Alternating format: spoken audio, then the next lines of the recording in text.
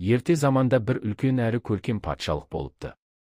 Онда елін сүйген, ақылды, бірақ кейде көңілі жабырқайтын бір патша өмір сүріпті. Бір күні патша сарайын уайым басады. Неге екенін өзі де білмейді, көңілі жабық, ал патшалықтың шетінде бір еңбекқор етікші өмір сүріпті. Ол барлығына көмектесіп, етіктерін жөндеп, қуаныш сыйлаушы еді. Халық етікшіні жақсы көретін. Оның қолынан шыққан әр етік жаңа қуаныш еді. Сол күні сарайда патшаның жаңа жарлығы жарияланды. Патша көңілін көтеретін адам іздепті. Патшаның адамдары етікшіге келді.